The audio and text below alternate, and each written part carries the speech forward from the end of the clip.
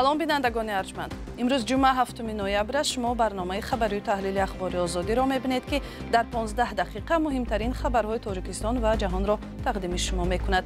ин барнома бо заҳмати ҳамкорони мо дар Тоҷикистон ва Прага таҳия шудааст. ҳоло бо чанд мавзӯи муҳими нашр шинос шавед. наҷотбахшони Қазоқистон ба 53 мусофири тоҷикистонӣ ки дар ҳавои сарду барфи автобусашон шикаста буд, ёрии саривақтӣ расониданд. барои аввалин бор президенти Иёлоти Муттаҳида Амрико раҳбарони 5 кишвари Осиёи Марказиро дар Кохи сафед ба ҳузур пазируфт. 6 раҳбар зарурати рушди ҳамкориҳои муштаракро баррасӣ карданд. من همین حالا یک سلسله ملاقات‌های دوجانبه را با این رهبران در دفتر خود انجام دادم و درباره همکاری‌ها با این گوشه بسیار مهم دنیا صحبت کردیم.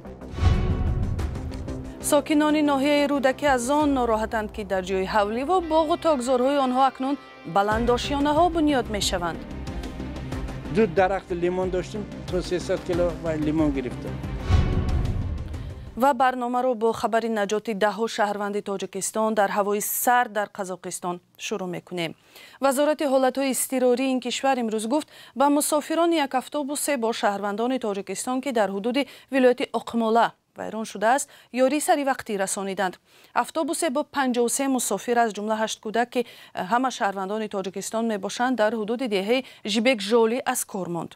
خدمات نجاتی وزارت حالت‌های اضطراری قزاقستان گفت حرارت هوا زیر صفر بود و اتوبوسی که مسافران را از روسیه به تاجیکستان میبرد ویران شد. همه مسافران را با ماشین نجات بخشان به یک بینای گرم در حدود دهه ارشلی بردند. در اینجا مسافران را برای مدت موقت تا زمان تعمیر اتوبوس جای کردند. فیلچرهای محلی وضع سلامتی مسافران را سنجیده گفتند که خوشبختانه به هیچ یک از مسافران یاری طبی ضرور نشده است. وزارت حالت‌های اضطراری قزاقستان رانندگان را هشدار داده است که در سرمای شدید و موسم برفو در راه احتیاطکار باشند. قزاقستان همسایه روسیه می باشد و مهاجران تاجیک برای سفر به تاجیکستان یا روسیه با نقلیات مسافربر از حدود این کشور زیاد عبور می کنند. دونالد ترامپ رئیس جمهوری آمریکا روز 7 نوامبر روز 6 نوامبر میزبان رهبران 5 کشور آسیای مرکزی بود که برای اشتراک در دهمین همایش سران کشورهای محفلی با نام 35 در کاخ سفید جمع شدند. در این نشست همکاری‌های آمریکا با کشورهای منطقه بررسی شد. دولت‌های آسیای مرکزی بیشتر با روسیه و چین همکاری دارند و چنین یک بیم وجود دارد که در دراز مدت این کشورها پایبند اراده این رقیبان آمریکا می‌شوند. این گزارش را در این باره همکارم طاهری سفر تقدیم می‌کند. دونالد ترامپ رئیس جمهوری آمریکا روز پنجشنبه در ملاقات با رهبران 5 کشور آسیای مرکزی خرید و کارکرد معدن‌های کمیاب و مهم را یک بخش مهمی همکاری‌های دوجانبه خواند. او گفت آمریکا در پی گسترش همکاری‌ها با کشورهای منطقه است. من همین حالا یک سلسله ملاقات‌های دوجانبه را با این رهبران در دفتر خود انجام دادم و درباره همکاری‌ها با این گوشه بسیار مهم دنیا صحبت کردیم. ما همکاری‌های اقتصادی خود را تقویت می‌بخشیم، همکاری‌های امنیتی را بهتر می‌کنیم و پیوندهای خود را گسترش می‌دهیم. سازشنامه‌های تجارتی بزرگ امضا شد. محصولات زیادی خوب، تولیدات نظامی و دیگر محصولات را از آمریکا می‌خرند. ملاقات با رهبران تاجیکستان و ازبکستان و قزاقستان و قرقیزستان و ترکمنستان در زمان صورت می‌گیرد که ایالات متحده در پی تقویت نفوذش در آسیای مرکزی است. چین و روسیه در منطقه نفوذ بیشتر دارند. دونالد ترامپ آسیای مرکزی را یک منطقه بسیار ثروتمند نامیده گفت که همکاری‌های آمریکا با 5 کشور آن را تقویت می‌دهد. عین زمان ایالات متحده در جستجوی منابع نوی دریافت معدن‌های کمیاب و مهم است که چین فروشنده اصلی آن در جهان می باشد. پیش از ضیافت رسمی قزاقستان از امضای قرارداد بزرگ درباره استخراج معدن با آمریکا خبر داد. سازشنامه استخراج ولفرام را در یکی از کلانترین کانهای جهان در قزاقستان پیش بینی می کند. ارزش سازشنامه بیشتر از $1 میلیارد است و شرکت آمریکایی کوفکاس کپیتال در این کان سرمایه گذاری می کند. بانک واردات و صادرات ایالات متحده آماده سرمایه گذاری $900 میلیون در این طرح بوده است. فروش 37 هواپیمای بوئینگ به قزاقستان و تاجیکستان و ازبکستان از نتیجه دیگری نشست واشنگتن بود. این سند هنوز پورا تکمیل نشده است و برای همین جزئیاتش معلوم نیست. در جبهه دیپلماتی قزاقستان از آمادگی برای پیوستن و پیمان ابراهیم خبر داد. این تشبث از سوی آمریکا راهاندازی شده، هدفش عادی ساختن روابط اسرائیل با کشورهای عربی و مسلمانی است. امام علی رحمان رئیس جمهوری تاجیکستان گفت که کشور در زمینه استخراج و فروش معدن‌های نادر با آمریکا همکاری‌های نزدیک دارد. امام علی رحمان گفت بر اساس اطلاع پژوهشگاه گیولوژی آمریکا کشور ما از نظر استحصال سرمه در جهان در جای دوم است و حالا بزرگترین تولید کننده سرمه سخت است که آمریکا با آن بسیار توجه دارد و ما همکاری عالی در این زمینه داریم. سال گذشته 97% صادرات تاجیکستان به آمریکا را فروش سرمه تشکیل داد. شرکت‌های آمریکایی به خصوص به سرمه و دیگر معدن‌های نادر توجه دارند که در تاجیکستان فراوانند. تاجیکستان در بین کشورهای آسیای مرکزی معدن‌های کمیاب و مینرال‌های مهم به حد زیاد دارد. ما مشتاق همکاری امنیتی خود می‌باشیم که تاکنون نگران آن هستیم. رقابت در جهان برای معدن‌های کمیاب و مهم به مثل ولفرام، اوران، لیتیوم زیاد می شود که آسیای مرکزی ذخیره‌های فراوانی آنها را دارد. با گفته امام علی رحمان همچنین قرار است شرکت سامان ایر با ارزش 3 میلیارد دلار و از جمله در آینده نزدیک 8 هواپیمای پیشرفته بوئینگ بخرد. امکانیت‌ها خیلی فراوان هستند. ما آماده همکاری هستیم. بعضی مسائل امنیتی است که با ما صحبت را ادامه میدیم. با شما من سلامتی میخواهم. برای کار موفقیت. سلامت باشید. رهبران دیگر کشورهای آسیای مرکزی هم در نوبت خود راجع به همکاری‌ها با آمریکا صحبت کردند و شوکت میرزیوف رئیس جمهوری ازبکستان به دونالد ترامپ برای میزبانیش تشکر گفت. جناب محترم ترامپ، ما سهم شخصی شما را در راه اندازی دیگر باری روند گروه کشورهای آسیای مرکزی و آمریکا بسیار قدردانی میکنیم. هیچ یک از پرزیدنت های آمریکا مانند شما با آسیای مرکزی رفتار نکرده بود. من شخصا خودم و همه همکارانم از شما سپاسگزاریم. صادر جباروف رئیس جمهوری قرقیزستان گفت امیدوار است ملاقات سران 5 کشور منطقه و رهبر آمریکا ثمر خواهد داد. ما این قدم را بسیار ارزشمند می‌حسابیم و آن را نشانه از حسن نیت و عهد آمریکا نسبت به آسیای مرکزی و دوستی در نظر می‌گیریم. من باور دارم که تلاش‌های مشترک ما برای کشورها و مردمان ما ثمره متقابلا سودمند می‌دهند. نشست رهبران در چارچوب گروه 5 کشور آسیای مرکزی و آمریکا صورت گرفت که سال 2015 تأسیس یافت و در دایره آن همکاری‌های اقتصادی و امنیتی و انرژتیکی بررسی می‌شوند. در آستانه واخوری چند سازمان حامی حقوق از جمله کمیته هلسینکی و عفو بین الملل از دونالد ترامپ خواستند در دیدارش با رهبران خودکامه آسیای مرکزی موضوع حقوق انسان را در میان گذارد. کشورهای آسیای میانه در تلاشند در رابطه‌های تجارتی و امنیتی خود توازن را برقرار کنند، زیرا در حال حاضر زیر نفوذ روسیه و چین قرار دارند و از طریق گسترش همکاری با آمریکا به دنبال ایجاد برابری هستند. ولادیمیر پوتین رئیس جمهوری روسیه در اوایل ماه اکتبر در نشست سران آسیای میانه در تاجیکستان شرکت کرد. سی جین پین رئیس جمهوری چین نیز ماه ایون با رهبران منطقه در قزاقستان دیدار داشت. اتحاد اروپا نیز در ماه اپریل در ازبکستان نشست با رهبران آسیای مرکزی برگزار کرد تا درباره سرمایه‌گذاری در زیربنیادها و دسترسی به معدن‌های مهم منطقه گفتگو کند. ایالات متحده هر سال در بخش‌های گوناگون صدها میلیون دلار به کشورهای آسیای مرکزی کمک می‌کند.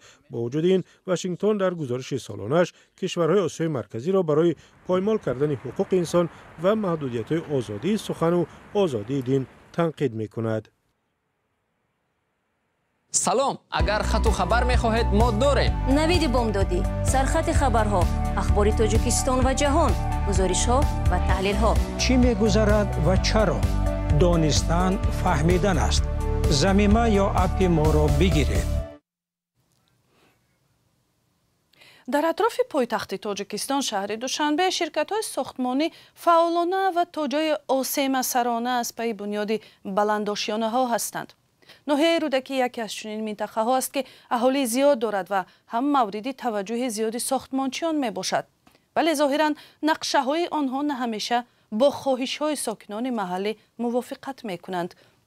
برخی ساکنان در صحبت با خبرنگاران رادیوی آزادی از آن اظهار نارضایت کردند که ساختمانچیان می توانند باغ و تاکزارهای آنها را نابود کنند در حالی که منبع مهم درآمد خانواده هایشان می باشند. گزارش امیر سایف در این باره.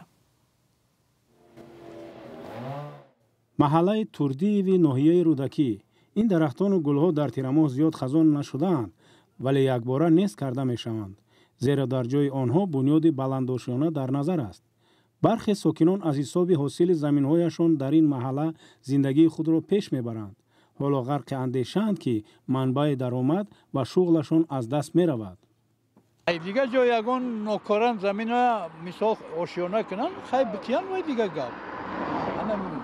زمین‌های ما پیش خانه ما حوالیم 20 سالچکه هر چیزی می‌کاریم. همین کبوتی و کارتشکا و پامیدور و همه چیز. جو چی می‌فروشیم؟ با خودمان لازمیشه میخریم. حالا چنین دفترهای فروش خانه‌ها از پهلوی راه اساسی نزدیک به زمین‌های کشت ساکنان و در کوچه و پس کوچه‌ها زیاد به نظر می‌رسند. این مرد از آن ناراحت است که حاصل زحمت‌های چندین سالش را ویران نموده جای آن بلندآشانه می‌سازند. سال دراز نهال پروری بود. نهال می‌خورید ما یافته می‌دادیم.